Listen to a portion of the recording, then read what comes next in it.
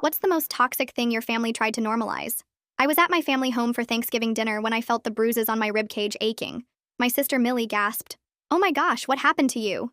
Mom rushed over, but not to help. "Let me see." And before I could react, she pressed her fingers into my side where the bruising was. "See, Millie? Elena knows how to keep her husband happy." "Mom, she needs a hospital," Millie said, reaching for her phone. Mom slapped it out of her hand. "Absolutely not. What kind of wife runs to strangers every time her husband disciplines her? Elena knows better." I tried to sit but cried out as pain shot through my spine. "Mom, please. It really hurts." "Good wives endure," Mom said, locking the front door. "We're having Thanksgiving dinner as a family. You'll sit there and smile and show everyone what a devoted wife looks like. Won't you, sweetie?" I nodded because that's what I always did. Family started arriving. Aunts, uncles, cousins, grandparents. I tried to smile and greet them, but the pain was getting worse. Every inhale felt like broken glass grinding inside my chest. "Elena, honey, you look terrible," Grandma said, reaching out to touch my forehead. Mom walked behind my chair and dug her thumb into my shoulder where another bruise was hidden. "Tell them, Elena. Tell them how happy Harry makes you." He makes me very happy," I managed to say through gritted teeth. "Louder," Mom demanded, pressing harder. "He makes me very happy," I said, tears streaming down my face. Aunt Julie frowned. "Eleanor, she's sweating, and she's so pale." "The heat from the kitchen," Mom said dismissively. "Elena's been helping me cook all day. Haven't you, dear?" I hadn't, but I nodded anyway, sending another spike of pain through my ribs. A weird bubbling sensation started in my lungs. "Elena, serve the turkey," Mom ordered. I tried to stand, but my legs buckled. Mom yanked me upright by my injured arm. "Show them you're not an embarrassment to this family. Walk properly." I made it to the turkey, hands shaking as I tried to lift the platter. The weight was too much. Pain exploded through my torso and I dropped it, turkey sliding across the tablecloth. "Elena!" Mom's face went red. "How dare you ruin Thanksgiving?" She grabbed my wrist where Harry had left fingerprint bruises and squeezed. "Apologize to everyone. Now." I'm sorry, everyone," I gasped. "I'm sorry for ruining dinner." As I sat, she leaned close to my ear. "You're disgusting. Can't even serve a simple dinner. No wonder Harry has to teach you so often." Each breath was shallower than the last, like breathing through a straw that kept getting smaller. "Elena's not touching her food," Aunt Deb noticed. "She's watching her figure," Mom said. "Harry likes his women thin." That's when the coughing started. Deep, wet coughs that sent knives through my ribs. I tried to suppress them, but they kept coming. Then I tasted metal. When I pulled my hand away from my mouth, it was covered in blood. Millie jumped up. "She's coughing up blood." Our cousin Maria, the nursing student, went pale. "That could be internal bleeding. She needs an ER immediately." "Everyone calm down," Mom commanded. "Elena just has a little cold." "Don't you, sweetheart?" She walked over and slapped me on the back, right where the worst bruising was. "Stop being dramatic. You're embarrassing me in front of the family." I tried to answer but only coughed up more blood. The room was starting to spin. I could feel something wet in my lungs, like I was drowning from the inside. "Aunt Eleanor, if her ribs are broken, they could puncture her lung," Maria said, standing up. "This is serious." "Are you a doctor?" Mom snapped. "No? Then sit down." She turned to me. "Elena, tell Maria you're fine. Go on. Use your words like a big girl." The room tilted sideways. I collapsed face first into my plate, gasping like my lungs were punctured. "Elena!" Millie screamed. Mom tried to pull me upright. "Stop this performance right now. You're embarrassing me." Through my fading vision, I saw Millie grab a chair and smash it through the dining room window. Glass shattered everywhere. "Stop her!" Mom shrieked. "She's ruining everything." I woke up 3 days later in the ICU. The doctor said I'd been clinically dead for 4 minutes. 4 minutes where my mother kept insisting I was just being dramatic, while my lung collapsed from a punctured rib. Mom couldn't look at me. She just kept saying, "Good wives endure," and "I was protecting your marriage" over and over. But Millie knew the truth. Maria knew. Every family member at that Thanksgiving dinner knew, and we were going to make sure she never hurt another woman again. The ICU machines wouldn't stop beeping, and every sound made me jump. I tried to understand what the doctor meant when he said I'd been dead for 4 minutes. My chest tube pulled with each breath and hurt so bad I wanted to scream. Through the glass doors, I could see Mom in the hallway waving her arms at anyone who would listen. She kept pointing at my room and shaking her head like this was all some big mistake. Millie stood between her and the security guard with her arms crossed. The guard kept nodding while Mom's face got redder and redder. She tried to push past him, but he blocked her path. The doctor came in holding a clipboard and pulled a chair next to my bed. He showed me the x-rays on his tablet and pointed to white lines all over my ribs. 3 were broken clean through and 1 had gone into my lung. He traced his finger over older breaks that hadn't healed right, some from months ago. His voice stayed calm, but I saw his jaw tighten when he asked how long this had been happening. I tried to answer, but my throat felt raw from the breathing tube they'd pulled out. Millie grabbed my hand and squeezed it hard enough to hurt. I managed to whisper that Harry did it, and the doctor wrote something down. He asked more questions about the old injuries, but I could barely get the words out. Millie stayed with me after he left and told me everything I'd missed. She said when I collapsed at dinner, she knew I was dying. My lips were turning blue and I wasn't breathing right. Mom kept saying I was faking it while blood came out of my mouth. That's when Millie grabbed the dining room chair and threw it through the window. Glass went everywhere and Mom started screaming about the mess. But Millie didn't care because the neighbors heard the crash and called 911. The paramedics had to push Mom out of the way to get to me. 2 police officers showed up while I was still sleeping off the surgery. They were nice, but I felt naked telling them about Harry. One was older with gray hair and kept calling me ma'am. The younger one took notes while I talked about Harry hitting me. I told them about the bruises on my ribs and back and wrists. But when they asked about Thanksgiving dinner, I couldn't say what Mom did. I just said there was a medical emergency and left it at that. Maria came to visit the next day with a notebook in her hand. She sat on the edge of my bed and held my other hand while Millie watched from the corner. Maria said she wrote down everything that happened at dinner. She had times and who said what and when Mom stopped people from calling for help. She saw Mom press on my bruises and dig her thumb into my shoulder. She heard Mom say good wives endure while I was coughing up blood. Maria said she'd tell the truth no matter what the family thought. My phone buzzed with a voicemail and I recognized Mom's number.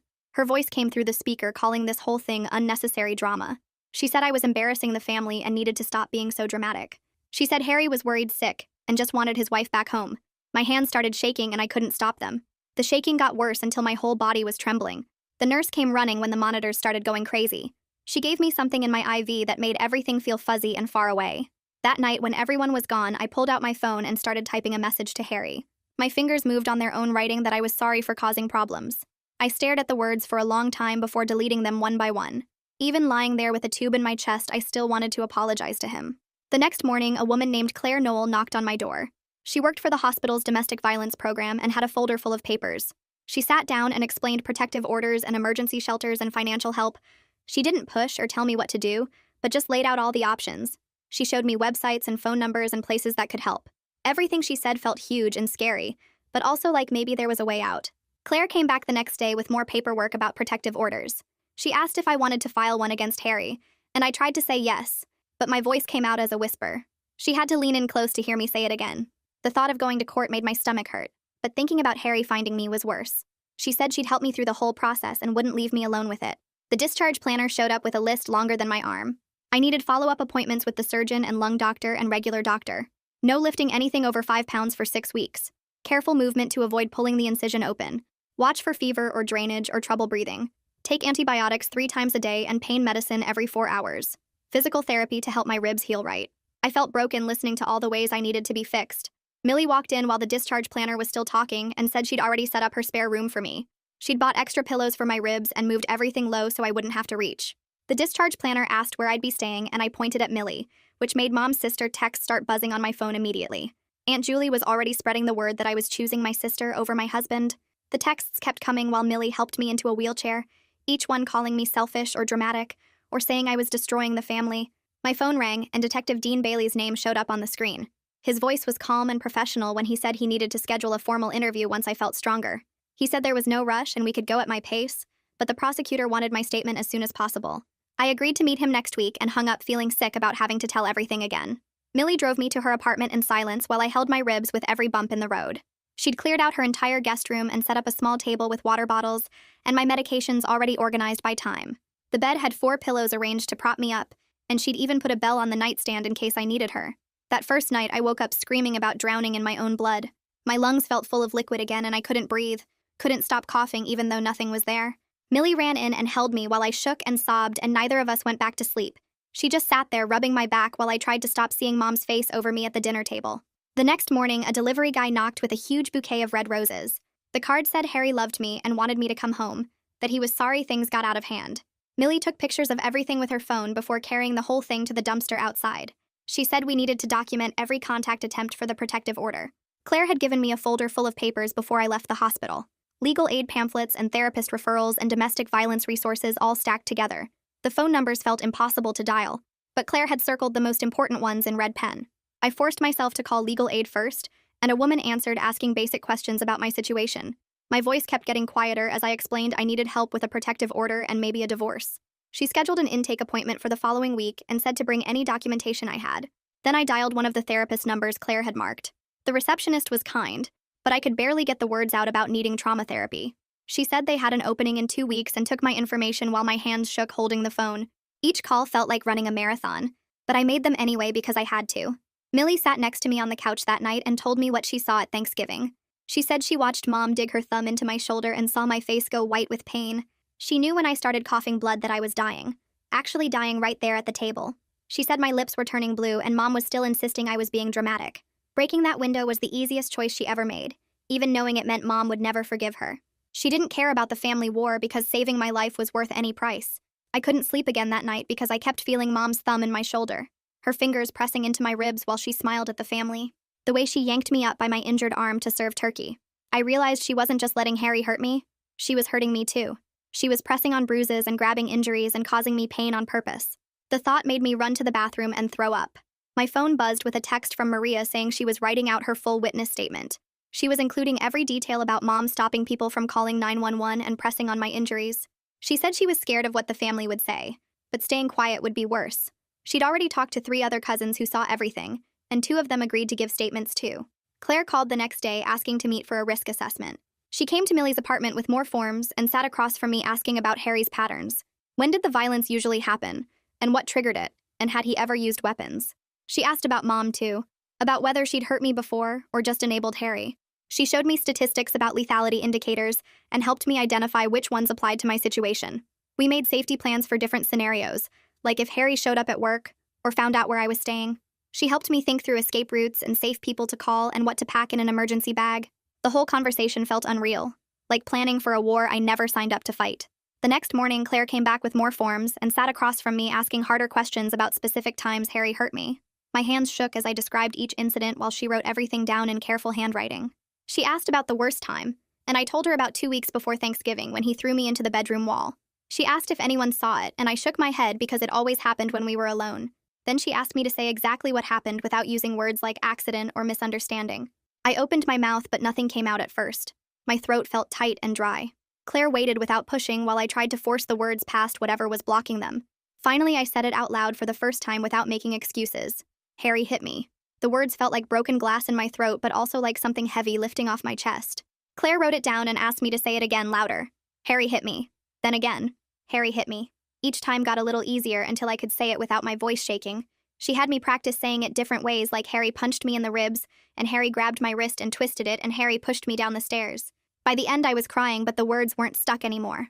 2 days later, Detective Bailey came to Millie's apartment with a thick folder of papers and evidence bags. He spread everything out on the coffee table, including photos from the hospital and witness statements from Thanksgiving. He pointed to each piece of evidence and explained how it showed a pattern of abuse and family enabling. The medical records showed 3 broken ribs and a punctured lung, plus old fractures that never healed right. Maria's statement described Mom pressing on my injuries and stopping people from calling 911. Millie's statement covered breaking the window when she saw me dying.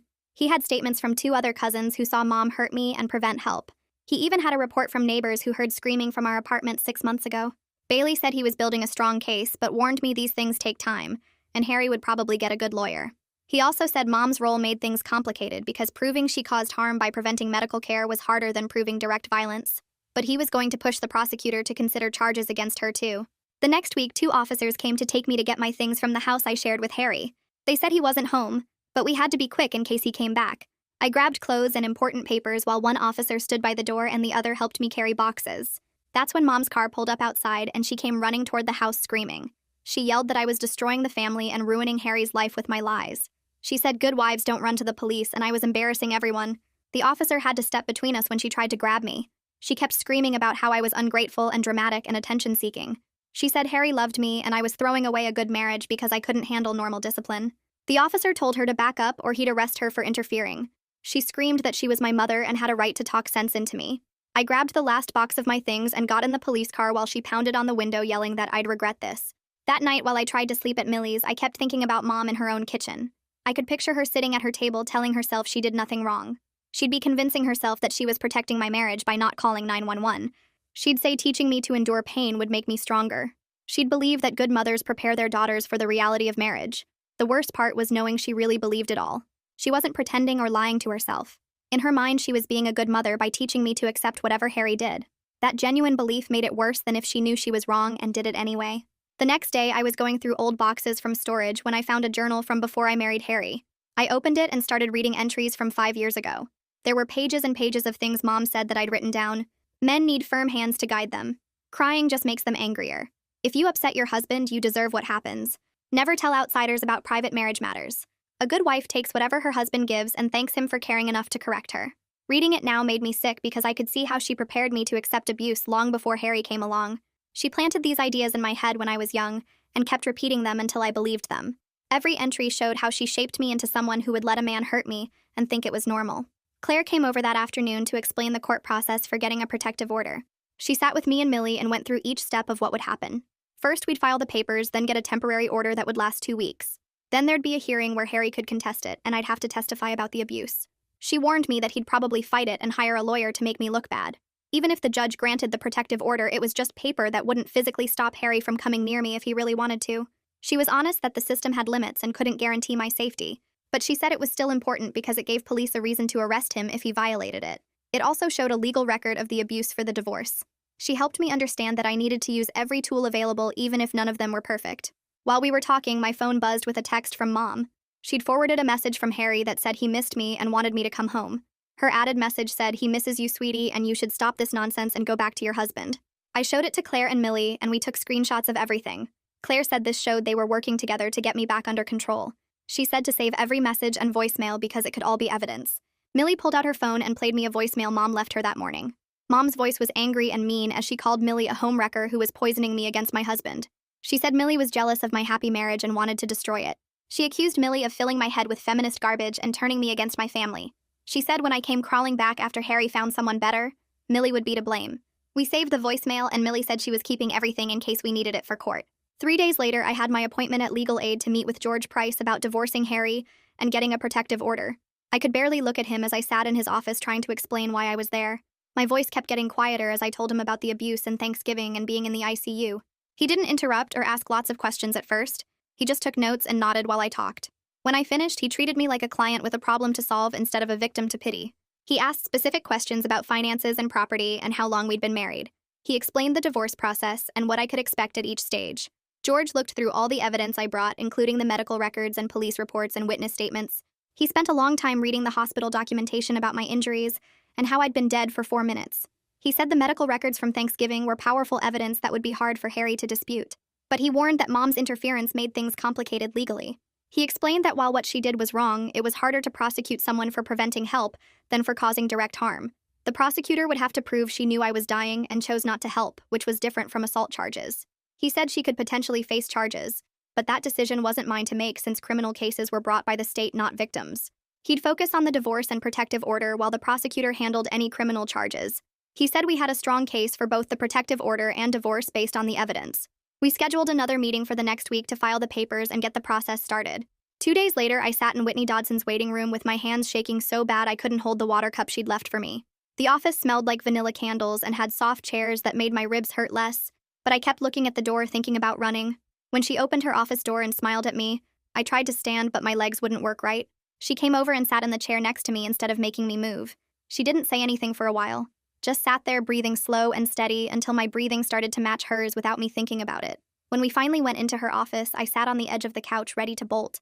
She asked if I wanted to talk about why I was there, but I couldn't get any words out. My throat felt closed up like when Mom's thumb was pressing into my shoulder. Whitney showed me how to press my feet flat on the floor and count 5 things I could see. 4 I could hear. 3 I could touch. My breathing got slower as I counted the bookshelf, the plant, her diploma on the wall, the tissue box, the clock. She said we didn't have to talk about anything hard today, just practice being safe in the room. The next session, Whitney had a big piece of paper where she started drawing circles and arrows while I talked in broken sentences about Mom and Harry. She showed me how Mom saying things like "good wives endure" when I was little made my brain ready to accept Harry's fists as normal. The circles connected Mom's words to Harry's hands to my broken ribs in a pattern that made me see it wasn't random or my fault. She drew more arrows showing how Mom trained me from childhood to think pain meant love, that suffering meant being good, that staying meant strength. Looking at that paper with all the connections mapped out made me cry so hard I used up half her tissue box. She didn't try to make me stop crying or tell me it would be okay, just sat there holding space while I fell apart. Later that week, I had to call my job about extending my medical leave. The HR woman asked gentle questions about whether I felt safe returning home and if I needed any accommodations. I gave vague answers about a medical emergency and recovery time, terrified she could hear in my voice what really happened. She said to take all the time I needed and that my job would be waiting, but I could tell she knew something was wrong by how careful she was being. After I hung up, I threw up from the stress of trying to sound normal. Detective Bailey called the next morning to say he'd gotten all my hospital records and met with the prosecutor about charges. He said the medical evidence was strong, especially the part about being dead for 4 minutes, but warned that family violence cases were always complicated. The prosecutor was interested in charging Harry with assault, but wasn't sure about charging Mom since proving she prevented help was harder than proving direct harm. Bailey said he'd keep pushing, but couldn't make promises about what would happen with Mom. 3 days after that, Grandma called asking to meet at a coffee shop. She looked older than at Thanksgiving, with dark circles under her eyes and her hands shaking as she held her cup. She told me she'd suspected Harry was hurting me, but didn't want to interfere in my marriage because that's not what her generation did. She said she was sorry, but when I asked if she'd testify about what she saw at Thanksgiving, she shook her head and said she couldn't go against Mom in court. She kept saying family stays together and handles things privately. I left feeling more alone than before, knowing even Grandma would choose Mom over my safety. Meanwhile, Millie was working on Aunt Deb, who finally admitted over the phone that she saw Mom hurt me at Thanksgiving and hadn't slept well since. Millie recorded the call where Deb described seeing Mom press on my bruises and stop people from calling 911 while I was turning blue. Deb said she was torn between family loyalty and doing what was right, but the memory of me coughing up blood haunted her. She said she might be willing to write a statement but needed time to think about testifying. The next shock came when I tried to buy groceries and my card got declined. I called the bank and found out Harry had emptied our joint account and canceled all my credit cards the day after I got the protective order. 8 years of marriage and I suddenly had no access to any money. The financial control I'd never recognized before hit me like another punch to the ribs. I sat in my car in the grocery store parking lot having a panic attack about how I'd pay for food or gas or anything. Claire met me at a Starbucks and helped me apply for emergency funds for domestic violence survivors. She had a folder full of applications and walked me through each one while I tried not to cry from the shame of needing charity. She reminded me that economic abuse was part of the pattern, that Harry taking the money was another way to control me and force me back. She helped me apply for food assistance and emergency cash funds, and even a grant for crime victims. It felt humiliating, but she said surviving wasn't shameful. A week later, a thick envelope arrived from Harry's lawyer. The letter inside described our marriage problems as a simple disagreement that got out of hand, like we'd argued about what to watch on TV instead of him breaking my ribs. His version claimed my injuries just happened somehow, maybe from falling, and that I was exaggerating everything for attention. Reading his lies about how he never meant to hurt me and how this was all a misunderstanding made me finally see he would never take responsibility for anything. He even suggested I was mentally unstable and needed help instead of a divorce. That same day, Maria spent hours writing her formal statement for the police. She included exact times and specific details about Thanksgiving, like how Mom slapped the phone from Millie's hand at 3:47 p.m. and how she pressed on my bruises at 4:15 p.m. while family members watched. She wrote about Mom preventing multiple people from calling 911, even as I turned blue and stopped breathing. She described the wet sound of my breathing and the blood on my hands, and Mom saying I was being dramatic while my lung was collapsing. Maria's statement was 8 pages long with medical observations about my symptoms indicating internal bleeding and respiratory distress that Mom ignored. 2 days later, I drove to Mom's house because I needed my birth certificate and social security card for the legal paperwork. My hands were shaking on the steering wheel as I pulled into the driveway where I'd parked hundreds of times before. I knocked on the door and heard her footsteps coming closer. She opened it just a crack and stared at me through the gap. "What do you want?" she asked. I told her I needed my documents from the filing cabinet in the basement. She opened the door wider but stood blocking the entrance with her arms crossed. "You're dead to me unless you go back to Harry and fix your marriage," she said. I tried to step around her, but she moved to block me again. I explained I just needed my papers and I'd leave. She shook her head and said those documents belonged to a daughter who knew how to be a good wife. I tried to push past her, and that's when she grabbed my side right where my ribs were still healing. The pain shot through me like lightning and I stumbled backward, gasping for air. She squeezed harder and said this was nothing compared to what I deserved for destroying our family.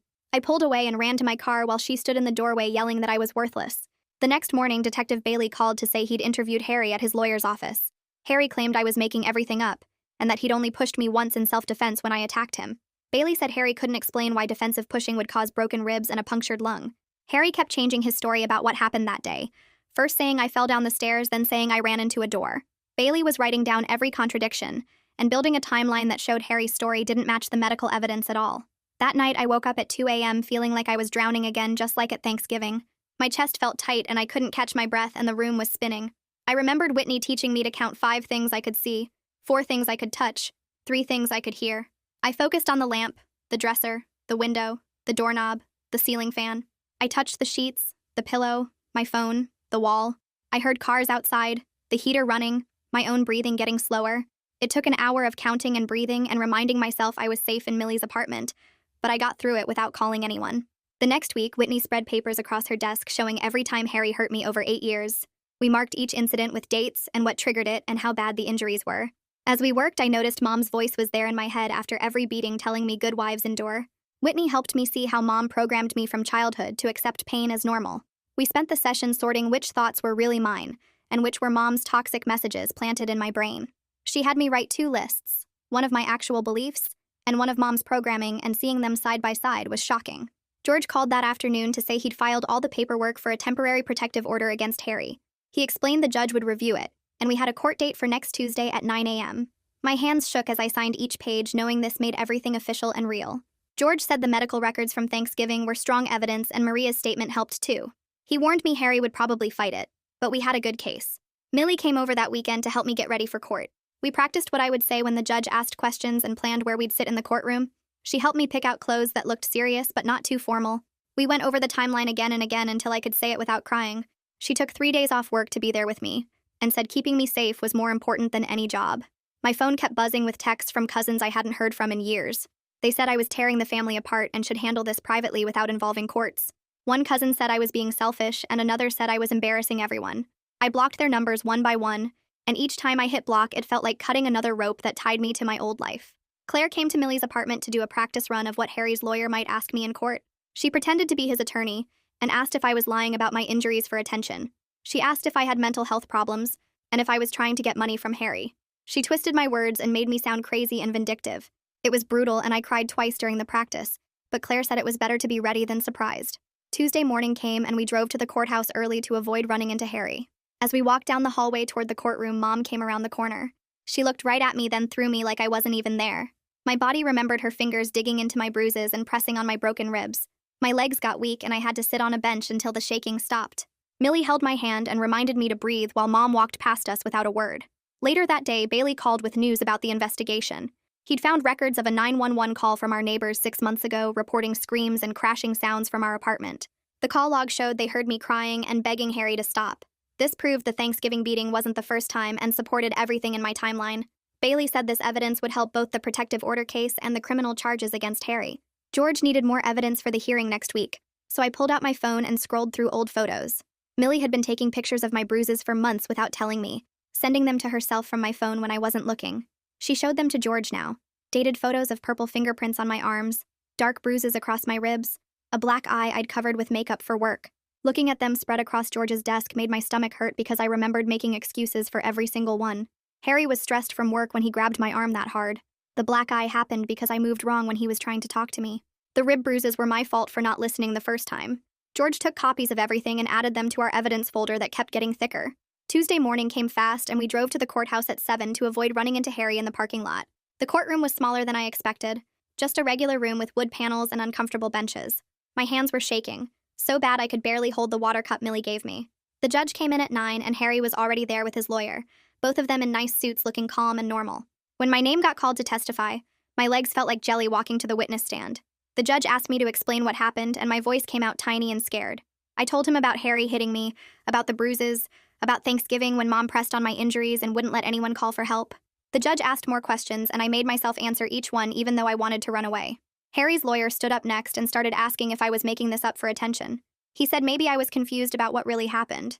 Maybe I was mentally unstable. Maybe I just wanted money in the divorce. I stuck to the facts and pointed to the medical records showing I was dead for 4 minutes. He kept pushing, saying I was exaggerating, but I had the evidence right there in black and white. Bailey took the stand next and went through his whole investigation step by step. He showed the 911 call records from the neighbors, Maria's written statement about Thanksgiving, photos of the crime scene at Mom's house with blood on the dining room floor. Millie testified about breaking the window to save my life while Mom kept saying I was being dramatic. The evidence kept piling up on the judge's desk, even though Harry sat there shaking his head like none of it was true. Mom was supposed to appear, but her chair stayed empty the whole time. The judge looked through everything for what felt like hours before he finally spoke.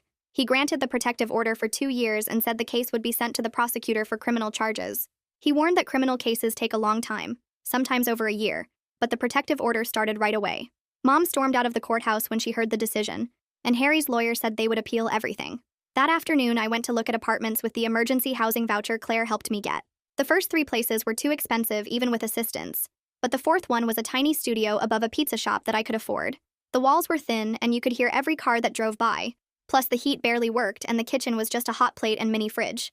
But Harry didn't have a key, and that made it perfect. I signed the lease right there and got my own keys for the first time in years. Whitney saw me for therapy that week and said I was showing clear signs of PTSD from everything that happened. She explained we would need to work together for a long time to process all the trauma, not just from Thanksgiving, but from years of abuse. She set small goals for me, like getting through one day without a panic attack, instead of expecting me to suddenly be okay. We practiced breathing exercises, and she taught me how to ground myself when flashbacks started. My first night in the apartment was rough because every sound made me jump. A car door slamming had me checking the locks again. Someone walking up the stairs made my heart race. The pizza shop closing at midnight sounded like someone trying to break in. I checked the locks 3 times, then 3 more times, then pushed a chair against the door just to be sure. Eventually, I fell asleep on the mattress on the floor, and even though I woke up scared twice during the night, I also woke up safe. Nobody was there to hurt me or tell me I was doing something wrong. George called the next day to explain what happens next with the legal stuff. The divorce would take months to finalize, maybe 6 months or even a year depending on how much Harry fought it. Criminal charges against Harry could take even longer, and he was honest that Mom probably wouldn't face any charges because prosecutors rarely go after people who enable abuse, even though what she did was criminal. It wasn't fair, but that's how the system worked. Monday came and I had to go back to work part-time because I needed money, and my medical leave was ending. Walking into the office felt like everyone was staring at me even though they probably weren't. People asked careful questions about where I'd been, and I just said medical leave and changed the subject. One coworker pushed for details, but I was getting better at boundaries, and just repeated that it was medical and personal. My desk felt strange after being gone so long, but at least it was normal and boring and nobody there wanted to hurt me. That night, Millie showed me her phone and the family group chat was going crazy with everyone taking sides about what happened at Thanksgiving. Some cousins said Mom was just trying to help, while others said she should have called 911 when I was coughing blood. Uncle Pete wrote that families should stick together no matter what, but Aunt Julie replied that watching someone die wasn't family loyalty. The messages kept coming faster and meaner, with people calling each other names and bringing up old fights from years ago. Millie typed that she was done with anyone who thought letting me die was okay, and then she left the chat completely. She looked at me and said losing half the family was worth keeping me alive. 2 days later, a card showed up at my apartment with Mom's handwriting on the envelope. Inside was a Bible verse about wives submitting to their husbands, and at the bottom she'd written, "Good wives endure," just like she always said. My hands shook as I took a photo of it for George to add to the evidence file. Then I held it over my kitchen sink and lit it with a match, watching her words turn black and curl into ash that washed down the drain. The next week I was getting ready for bed when I saw headlights moving slow past my window. I looked out and there was Harry's truck creeping by, almost stopping right in front of my building before driving away. My fingers shook as I dialed 911 and told them about the protective order violation. The cops found him 3 blocks away and arrested him, but George called the next morning to say he'd made bail already. The paper from the judge couldn't actually stop Harry from coming near me. It just meant he'd get in trouble after he did it. Claire asked me to come to a support group meeting that Thursday night at the community center. I sat in a circle with 8 other women and listened to them tell stories that sounded just like mine. One woman's mom had told her that divorce was a sin while her husband broke her arm. Another woman's family said she was being dramatic when she showed up with a black eye. Hearing them talk made me realize I wasn't crazy or weak or making too big a deal out of things. Maria kept texting me even though her mom and other relatives were pushing her to take back what she said about Thanksgiving. She was trying to study for nursing exams while getting calls from aunts saying she was destroying the family by telling the truth. But she sent me messages every few days saying she wasn't changing her story no matter what, because doing the right thing mattered more than keeping relatives who protected abusers. My phone kept buzzing with messages from cousins and aunts I barely talked to before all this happened. They called me selfish and said I was ruining Mom's life over nothing. One cousin said I should forgive and forget like a good Christian, while an aunt said I was breaking Mom's heart by not going back to Harry. I blocked them one by one until my contact list was way smaller, but everyone left actually cared if I was safe or not. A month later, I had to drive past my old neighborhood to get to a doctor's appointment and decided to go by my childhood home. The dining room window Millie broke to save my life had been replaced with new glass that sparkled in the sun. The house looked exactly the same as always, like nothing bad had ever happened there. I kept driving without stopping because that place where Mom hurt me and almost let me die wasn't home anymore, and never would be again. 3 months after that Thanksgiving, I sat at my little kitchen table and opened the journal Whitney suggested I keep. I wrote that breathing didn't hurt as much anymore, though my ribs still ached when it rained or I moved too fast. Harry's trial was still months away according to George, and Mom wouldn't speak to me at all according to Millie. But I had my own keys to my own door and my own bed where nobody could hurt me. I had my own voice to say no and to tell the truth about what happened to me. The protective order was just paper, and the divorce wasn't final, and Mom would probably never admit what she did was wrong. But I was alive when I shouldn't be, and getting stronger every day, even when it didn't feel like it. I closed the journal and made myself dinner on my little hot plate, then watched TV shows Harry never let me watch and fell asleep without checking the locks more than twice. Thanks for wondering through all of this with me. It's been really interesting sharing these moments together. I'll catch you next time. Subscribe for more content like this.